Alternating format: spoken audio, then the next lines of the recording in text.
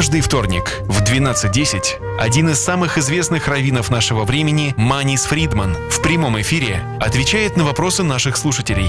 Вы услышите мнение самой мудрой книги человечества – Библии, о самых сложных проблемах, стоящих перед современным миром. Присылайте ваши вопросы заранее на наш имейл info@rusa.fm или во время передачи по СМС 347 460 08 77. Добрый день всем, кто сейчас настроен на радио USA. Сегодня вторник, thank God it's Tuesday. Это время мы проводим с раввином Манисом Фридманом. Повезло нам вообще непонятно как, но за это мы просто говорим спасибо Всевышнему и, как говорится, на этом останавливаемся. Спасибо Всевышнему за это время с раввином Манисом Фридманом. Это потрясающе. Все, кто нас слушает, это уже тоже усвоили, поняли, потому что в этот день мы можем задать самые животрепещущие жизненные вопросы раввину Манису Фридману и получить такое светлое понятие того, где мы находимся и в каком направлении мы идем. И сейчас мы находимся в преддверии самого грустного дня для всего еврейского народа. Это день называется Тиша б'Ав, 9 ава. И это самый грустный день для всего еврейского народа, потому что самые страшные беды на нас обрушились в этот день, как разрушение обоих наших храмов. В первую очередь, это мы страшным делом скорбим, ну и много-много другого. Интернет существует, прогуглите, как говорится, и там вы поймете, насколько этот день тяжелый для еврейского народа. И в этот день мы все объединяемся воедино, скорбим и ощущаем такое полное единство. А вот в другое время не так. В другое время у нас есть разный подход к самому еврейству, к религии. У нас есть разные направления, есть реформисты, консерваторы, ортодоксы, хасиды. В общем, у нас столько всего, и такие разные подходы, и такие разные взгляды, и мы не совсем едины. Вот на самом деле сегодня я хотела поднять вопрос еврейского единства с раввином Манисом Фридманом. Что вот на самом деле означает еврейское единство? Не теряя времени, hello, Rabbi Manis Fridman. As I just told our listeners, our audience, that we're about to commemorate the 9th of Av, the saddest day of the year for the entire Jewish people. And when I say entire Jewish people, here's what I want to talk about. So we're so united when things are bad, when we are mourning, when we are hated, when there's bad things happening to us. We're so united.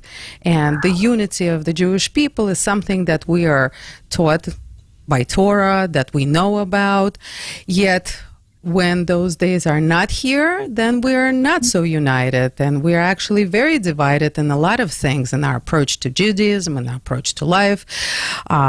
We have so many movements. We have the Reform, the Conservative, the Modern Orthodox, the Orthodox, the Hasidic movement. So we have so many differences, so many different approaches. So the question is, can we please identify today what does Jewish unity truly is all about? What does it truly mean?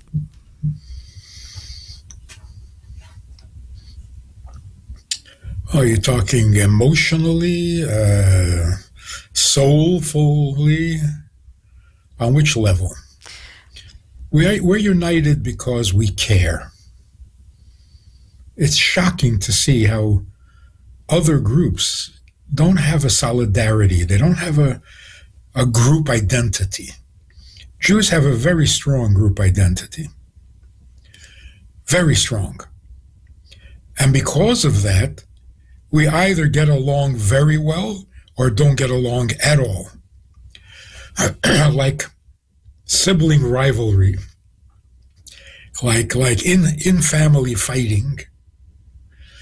So a family will either be very positive with each other or very negative, because this is not a stranger. So if I disagree with you, this is a family fight. It's a family feud. So it's much more intense. So, for example, the tension in Israel between Jews. Why is it so intense? Because they're all Jews. And we have very strong feelings towards a fellow Jew. So if he's not behaving, it disturbs me. Why should I care? If Jews are being discriminated against, it bothers me, even though they're not coming after me. So there is a very strong unity, bond, emotional. But functionally, it's nice to care about each other. But what is it that unites us in a practical lifestyle implication?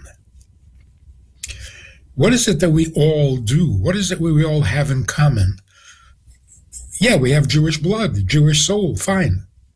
That's beautiful. Enviable. Even the biggest anti-Semite says, Jews get along, they take care of each other. Then they talk about everything negative. But they have to admit that Jews are really, from one end of the world to another, Jews are united. But I think there's something universal about Judaism that if we would just share that, we wouldn't need anti-Semitism to remind us that we're a family. And that is, we are all here to be a light to the nations. Every Jew is a role model. That's what you're here for. I mean, aside from your personal life. Your identity in the world is, you're a Jew, then you're a light to the nations, you're supposed to be a role model. If we could all accept that mission, it would unite us in a very positive, powerful, and beneficial way, a blessing to the world. We are a blessing to the world. Why are we not taking that seriously? Why aren't we thrilled with that role? And why aren't we acting in that role? Okay, we were discouraged by a couple of years of anti-Semitism, like 3,000. It is discouraging, but still, our mission remains. Our purpose remains. If we could just realize that we need every Jew to fulfill this one single mission. And if one Jew is missing, then we're all failing.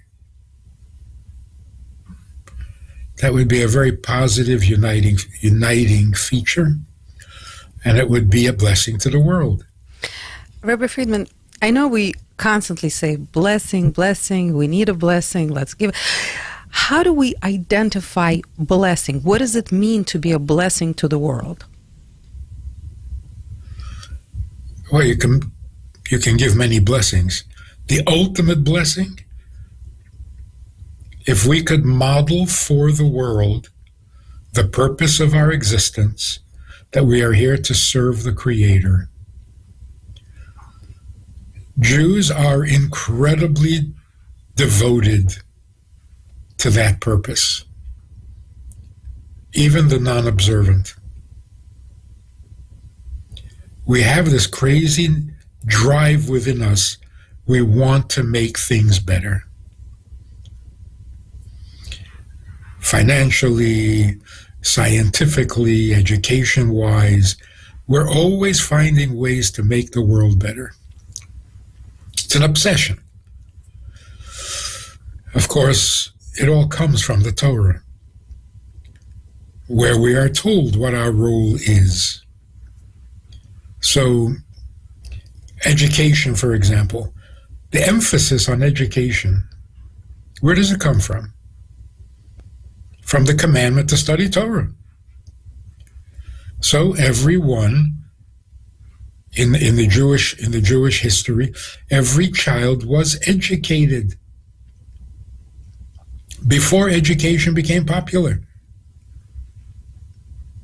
Every child was expected to know how to read and write and understand the biblical Hebrew long before anybody read a book. From that, we ingrained into our system the conviction that you have to know, and what you know you have to share. In modern times, that became the obsession with going to college. My son, the doctor. A doctor. You got to become a doctor because you got to benefit the world. You can't just be a plain person.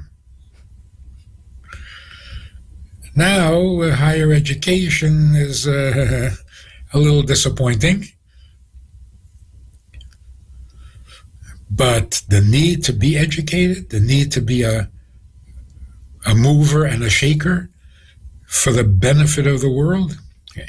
So the biggest blessing we can give the world is let them know why they exist, what their purpose is, so that their life becomes meaningful. It's such a desperate need. Rabbi Friedman, just this past Shabbat, at my Shabbat table, we had a conversation with our friends who said, Jewish people are so good at so many things. We win more Nobel Prizes than anybody else, with being the least, our numbers are so small, yet the Nobel Prizes is our thing. And, we contribute so much to the world through science, through medicine, like you said. We excel in so many areas. Is that something we should be doing, or should we concentrate on different things? Because, can we spread ourselves thin, like do many things at once? I mean, can we be inventors and Torah scholars at the same time on the right level and bring light like we should? Yeah, on some level, in some sense, you have to. Any talent you have to offer. There's this, there was a anti-Semitic accusation that Jews want to replace the non-Jews, want to replace them. And this Jewish comedian said, we don't want to replace you. We want to replace your teeth. We're all dentists. So we all want to feel like we're contributing. In a sense, we're not comfortable being private citizens. We try, but the world doesn't let. The world doesn't let us be private citizens. No, you're not just a farmer, you're a Jew. No, you're not just a baker, you're a Jew. No, you're not just a you're a Jew, so there's more. There's more, you can't just be a private citizen. They don't realize that's what they're saying, but that's what they're saying. So any way that we can contribute, we should. There was a famous rabbi who invented the tool by which you navigate across the ocean that brought Columbus to America. Avram Zakuto. If you have a talent, you offer it. The Rambam was a doctor. He wrote books on medical treatments. Spent most of the day treating people. When did he have time to study? He found time, made time. So yeah, every talent one has, you owe it to the world. But I think that is the main definition. Jews are not private citizens. Even when we say we have Israel, we have our own land, the land of milk and honey, we'll live there in peace. Yeah, and what are we going to do? Export Torah. Right now we're exporting a lot of other things. A lot of things. Rabbi Friedman, but where does this division comes from as far as different movements in how we serve? We have, as I said, Reform, Conservative, Modern Orthodox, Orthodox, Hasidic, Sephardim. I mean, there's especially not even understanding Sephardim is, different places people come from with different traditions. But what about this, different ways? We can't all just go to any shul, any synagogue, anywhere. We have to go to a synagogue which serves, where we can serve the way we serve. So, and then there is this separation in who we are, basically. Why does that separation come into play, and how to deal with it? That's the misuse of our identities. That's the unhealthy side. That we're all very opinionated. We're all very inventive, creative. So it's inevitable that we're going to have different talents, different opinions, different personalities. And that's good news, actually. It doesn't have to interfere with our collective purpose. That should never be affected.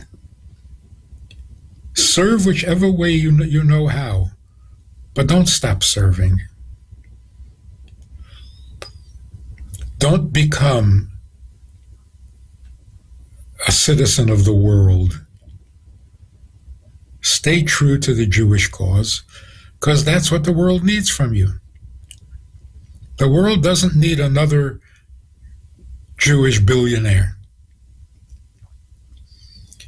Among the billionaires, who is useful, who is committed to the welfare of their society? And I'm talking to this minister, I don't know which denomination, and I ask him, what are you doing to bring Mashiach? He says, which Mashiach? I said, why do you have to do that? Mashiach is somebody who's going to make the world perfect. What are you doing to bring him? Bring him, and then we'll know who Mashiach is. What do we have to argue about it instead of doing something about it? So, where is that sense of responsibility? You have your belief. Fine.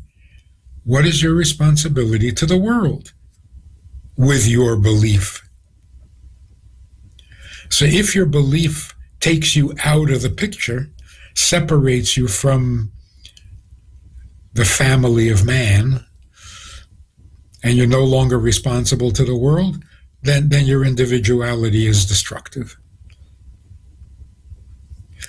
But if you want to use your individuality to serve the world the way you can, well, then go for it. What was the answer? What did he answer? He had nothing to say because his religion doesn't encourage it. But religion or no religion, you're living in a world where people have needs, and we're not doing so well lately, if you happen to notice. So you're just going to withdraw and hide in your cave? We can't do that. The world won't let us do that because it goes against our purpose, the reason for our existence. So it's good. The world keeps reminding us, what are you doing? What are you doing? Don't do this, do that. And we know. We have that responsibility, and that's why we act guilty. Yeah, you're right. We should be fixing the world. Which world? That anti-Semitic world.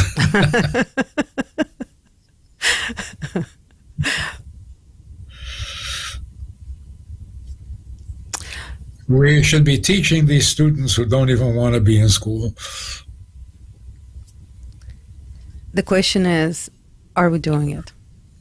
It seems like when everything blew up in our face, meaning October 7th, 2023, yes, right away, we got very shaken up. And for a while there, we were way more united, way more on top of our mission, way more on track. And 3 years later, what do you think?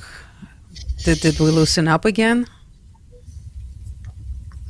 It was very nice, that reaction, but it was parochial. We were doing what we needed to do for ourselves, and now we're thinking, yeah, but how is this affecting the world? See, we have a global conscience. So when people say, oh, okay, so you took revenge and you killed more of them than they killed of us, so enough. Enough what? Go back to fixing the world. Stop taking care of your problem. You're supposed to be taking care of the world. And we fall for it. We say, yeah, we're so guilty. Why haven't we brought peace to the world? Well, we're trying to bring at least a little security to our own country. Yeah, you're not private citizens. You're supposed to be taking care of the world. Yes, right, true. Rabbi Fridman, ideally, what should we have done? Okay, so we have 3 years experience of what we've done. What should we have done?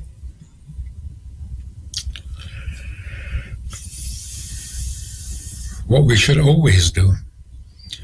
In every circumstance, in every situation, certainly in every emergency, what is the Jewish response?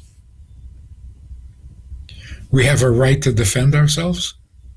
Oh, is that an original Jewish concept? What are you saying? Of course, defend yourself. But what are you teaching the world?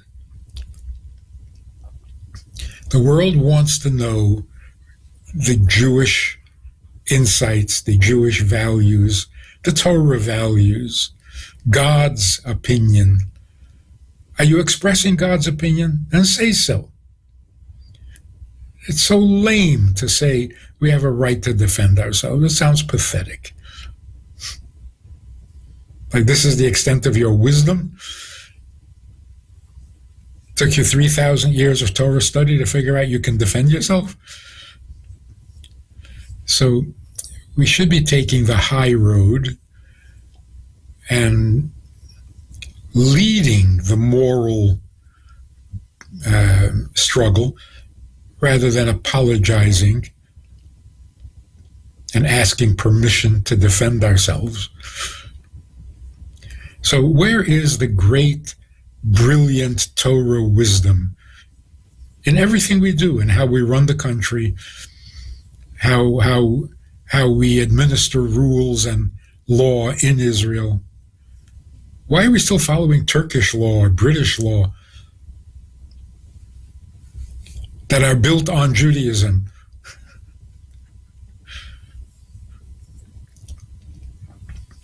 So we need to think bigger. Not because they're complaining, but because that's what we're here for. So, Rabbi Friedman, in very, very plain language, okay, just to be blunt. So, every conversation, every reasoning has to come from prospect of Torah. So, whenever we speak to somebody, we don't speak from our experience, our life experience. We speak from the knowledge of Torah. And that is something that would fix the world. Let's just say that would be fulfilling our role in the world, which wouldn't be a bad thing. Even if it doesn't bring world peace. But look, any time a Jew says something to the rest of the world, that's Judaism. They always treat it that way. Oh, so that's what Jews believe. No, that's what this fool believes. But no, oh, a Jew said it? Oh, then that's Judaism. They don't say that about every Christian. They'll say it about a Christian leader. But the average Christian guy who offers an opinion, oh, is that Christianity? No, who's talking about Christianity? But if a Jew says something, it's Judaism. Because that's the way it should be.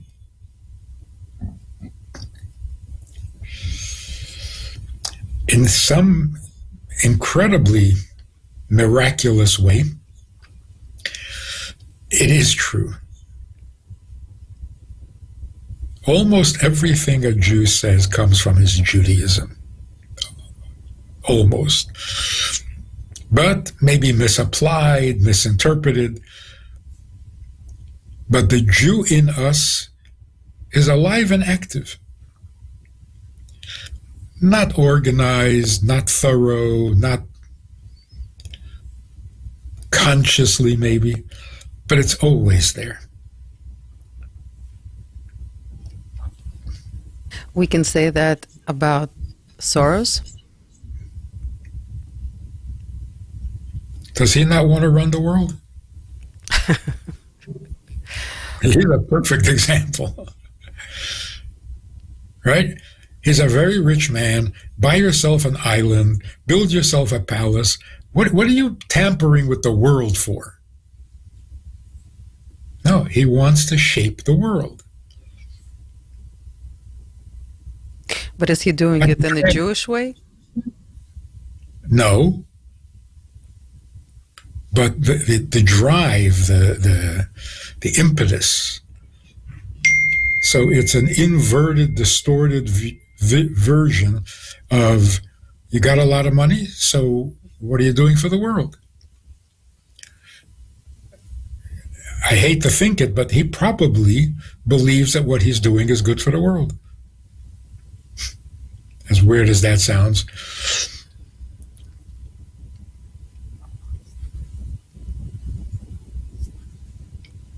So he is shaping the world's opinion about what Jews think, believe, and want, which is to rule the world.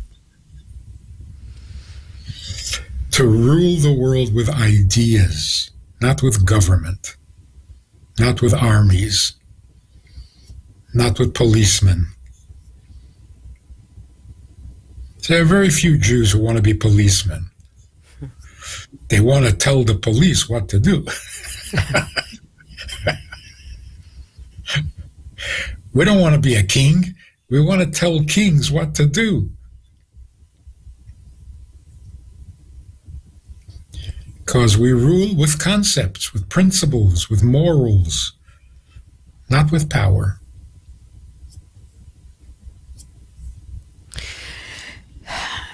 See, this is where we're so confused, because there are Jews that are on the front line that are not using morals, are not using Torah values to do what they're doing.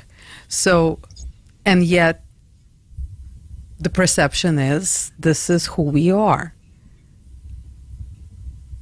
Honestly, I'm very confused right now. This is a very confusing concept.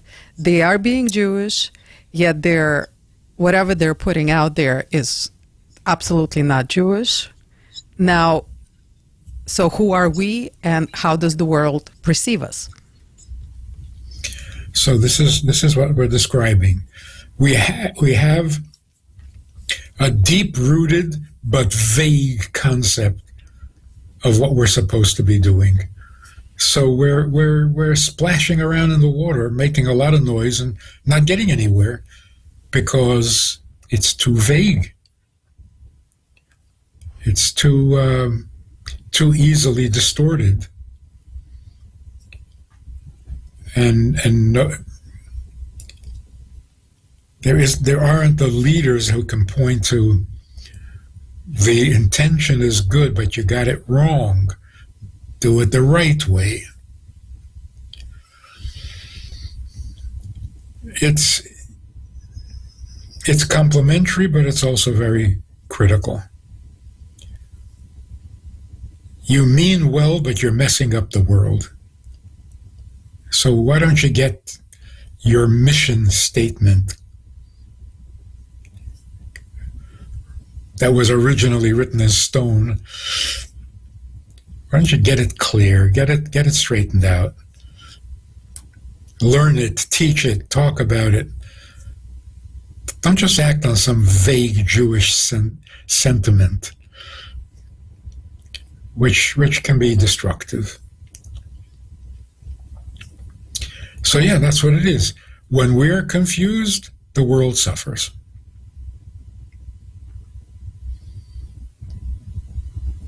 You know, even today's teachers, all teachers, they walk into the classroom and they are confused because they have to keep track of all the things they're not supposed to say, that they're not allowed to say, or the things that they must say in order to keep their job.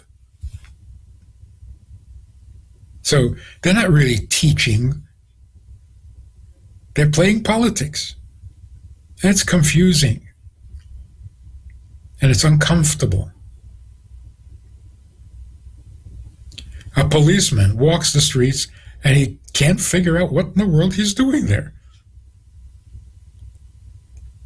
Is he allowed to stop a crime, or is that a crime? It's very difficult to be a policeman. It's very difficult to be a politician. You can't really say what you believe. Nobody cares what you believe. You're told what to do, what to think, what to say, and how to sound. There's no genuine truthfulness because we're so confused. Day to day, morality changes. What was a mitzvah a week ago is now a sin. What was a sin a week ago is now a mitzvah. It's crazy, crazy, crazy. So we have to reread our instruction manual, which is the Torah, with all of its brilliance, and then offer it to the world without confusion. Rabbi Friedman, what would genuine unity look like in our time? Everyone in their own way serving God. That's unity. It's not homogenized. Is it required? Is it required of everyone or just Jews? Everyone. A human being has to serve something greater than the human. But specifically Jewish unity. What should the perfect Jewish unity look like?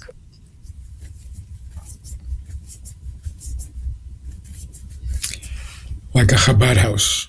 I love that. Let's tell everybody what that means.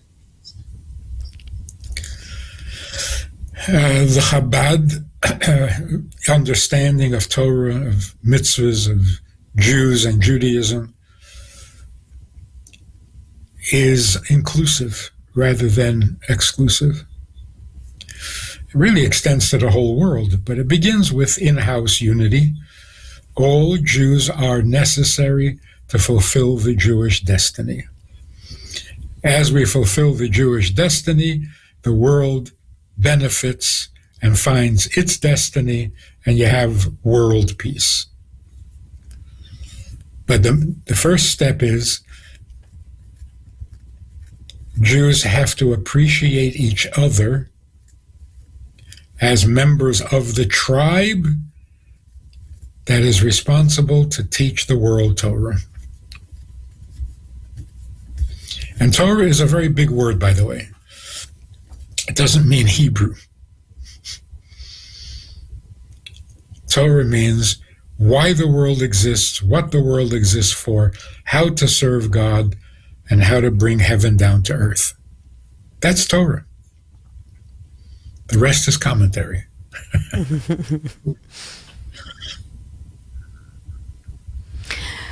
Rabbi Fridman, I think we have time for one last question. Just yesterday, there's a big article that came out in the Jewish World, I believe, about Israel investing a lot of money into AI, into PR, to fight anti-Semitism. They hired top firm in America, someone who advised President Trump. I believe the numbers that were thrown out there were close to $1 billion, let's say. So is that money well spent? Because really the biggest movement right now, and it's coming from the government, from individual people, it's, fighting anti-Semitism through social media. Do you think that this is money well spent, or do you think it could be utilized for something different to get better results? Like any other investment, what are you getting in return? There have always been organizations that spent lots of money fighting anti-Semitism. Has it been effective? Has it increased anti-Semitism? So if you're going to spend a lot of money fighting anti-Semitism, what is your new plan? How are you going to fight anti-Semitism? The fact that you have money to do it, that's not an answer. What are you going to do with that money? What are you going to do? Pay people to stop being anti-Semitic? What is the plan? Not the budget.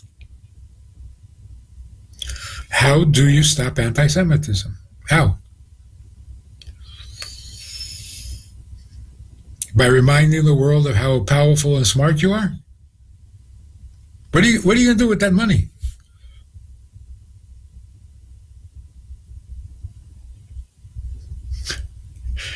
The world hates us because we have money. Now we have money to fight the haters? No, really, what are you going to do? $10 billion, what are you going to do? There's no shortage of money. Does anybody have a good idea on how to fight anti-Semitism? No.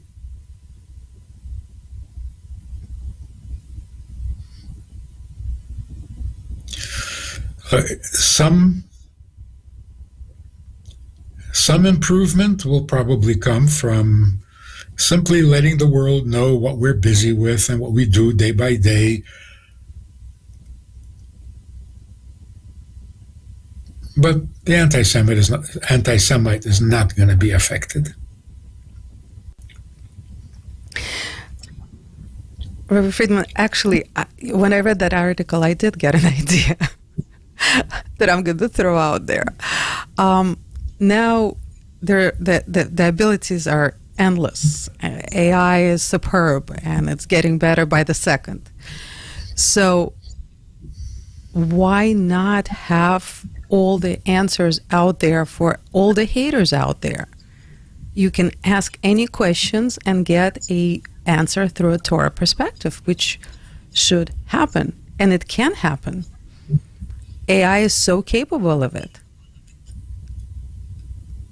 And, instead of arguing with each other, all the arguments could be addressed where the artificial higher intelligence that has all the answer, that has everything, can give a very quick, direct answer to any hateful question.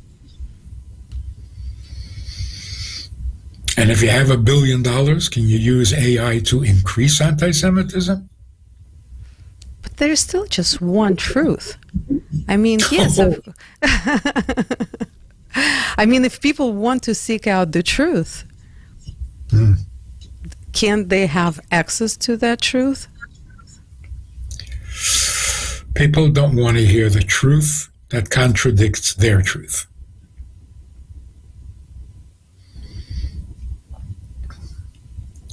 It's too radical a change.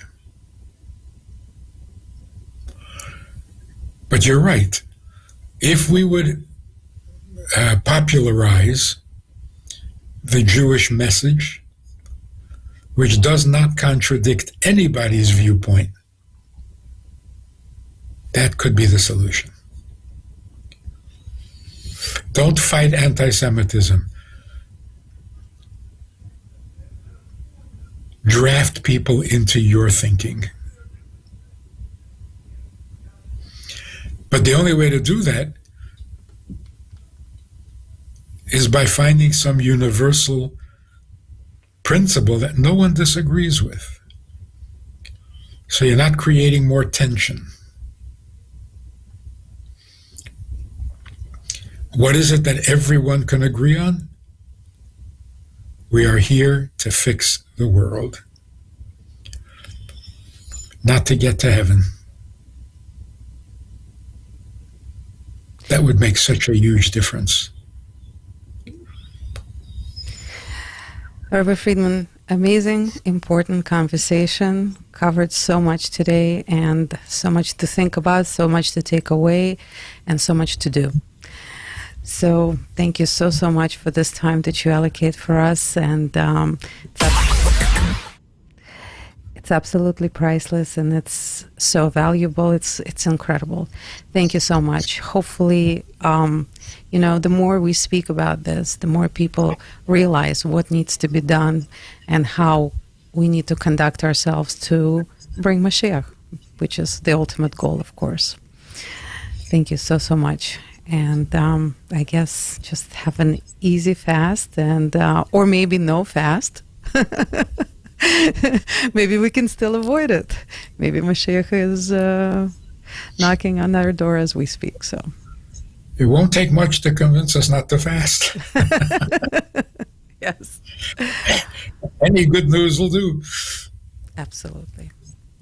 Yeah. Thank you. Thank you. So much. Ну, а всем, кто нас сегодня слушал, огромное вам спасибо за то, что мы с вами вместе проводим это время, стараемся набраться света для того, чтобы потом дальше его разносить всем, с кем мы встречаемся, и там, где мы можем, там, где мы бываем. С этими словами я, Аня Пекерман, и передача Thank God It's Tuesday. Прощаемся со всеми. До следующей недели.